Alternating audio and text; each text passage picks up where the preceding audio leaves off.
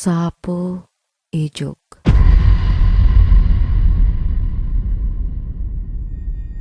Aku dan keluargaku pergi liburan ke salah satu kota di Jawa Tengah, mengunjungi nenek buyutku yang usianya sudah lebih dari 100 tahun.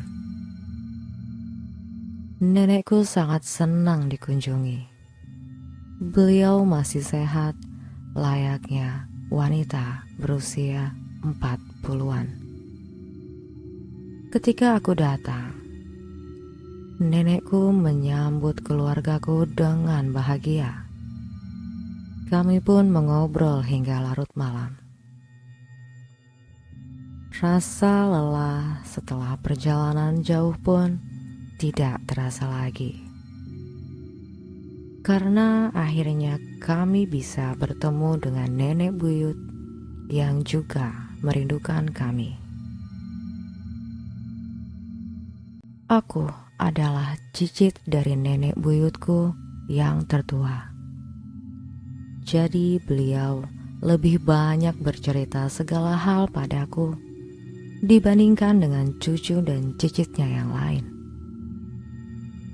Apalagi aku selalu penasaran akan hal-hal yang terlihat asing di mataku yang aku temukan di rumah nenek buyut.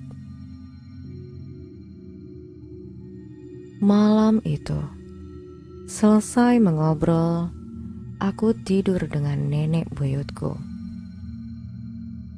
Nenekku ini sangat menyayangiku. Sampai-sampai ketika aku ingin ke kamar mandi untuk buang air kecil, beliau menawarkan untuk menemani. Padahal saat itu usiaku sudah 13 tahun. Sambil setengah mengantuk, aku berjalan menyusuri lorong joglo yang gelap. Kamar mandinya jauh dari kamar utama. Letaknya di paling ujung belakang bangunan joglo.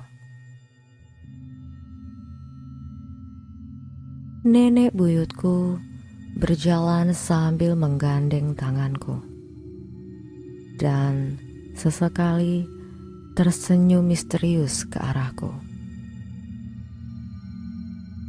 Kami melewati 3 kamar tidur di ruang inti, ruang keluarga, dapur, lalu lorong yang agak panjang menuju kamar mandi. Ketika sampai di sumur, tepat di depan kamar mandi, nenekku menyalakan lampu minyak yang ada di depan tembok depan kamar mandi. Lalu mengambilkan air dari sumur untuk aku bawa ke kamar mandi.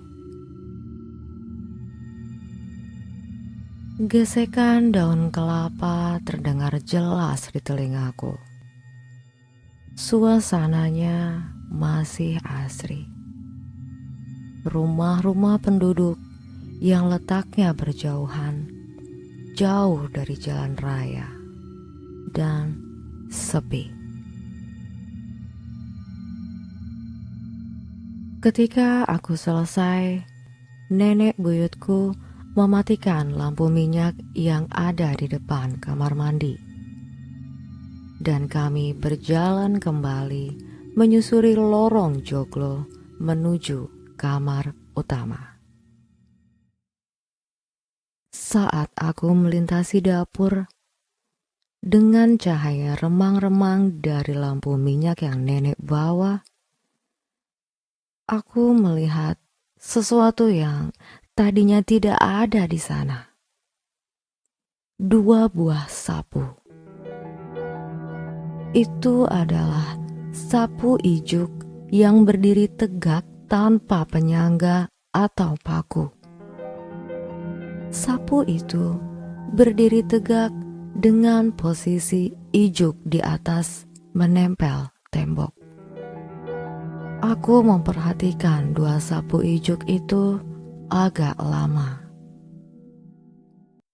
Tanpa sadar, aku pun terlihat melamun.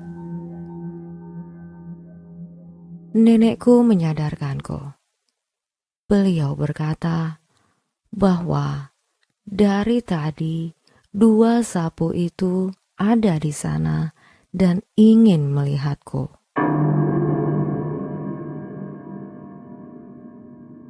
Belum tuntas beliau bicara.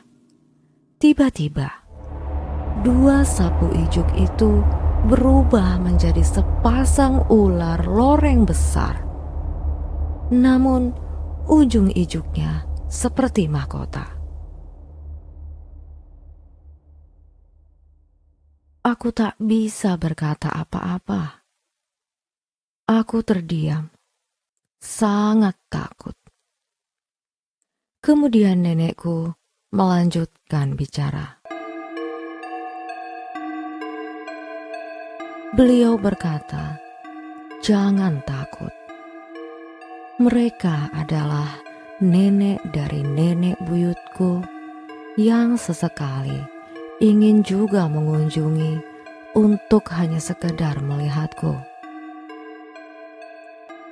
Aku bingung setengah mati dengan penjelasan nenek buyutku ini. Namun, aku tidak menggubrisnya. Di dalam hati, aku hanya berdoa pada Tuhan agar apa yang aku lihat ini tidak pernah menggangguku lagi. Kami meneruskan berjalan ke kamar utama. Aku langsung kembali berbaring di atas kasur kapuk, sementara nenek buyutku menutup kelambunya.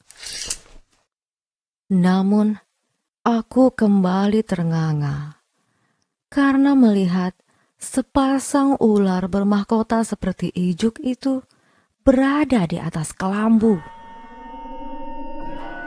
Nenekku dengan cepat mengucapkan sesuatu, terdengar seperti bahasa Jawa halus kepada sepasang ular itu. Bersamaan dengan itu, aku pun merasa seperti terhipnotis dan sangat mengantuk setelahnya. Aku pun tertidur pulas hingga pagi tiba.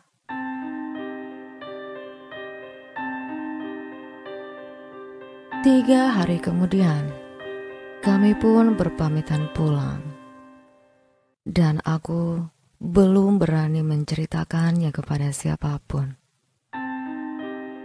Sesampainya di rumah, ibu memintaku untuk bersih-bersih rumah sebelum istirahat. Karena rumahku terlihat agak berdebu setelah ditinggal beberapa hari. Namun, ketika aku mengambil sapu di dapur, hal tak terduga pun terjadi. Sapunya berubah menjadi seekor ular besar seperti yang aku lihat di rumah nenek buyutku. Sejak kejadian itu, aku trauma jika melihat sapu ijuk yang tergantung di tembok. Sapu itu bisa menjelma menjadi ular.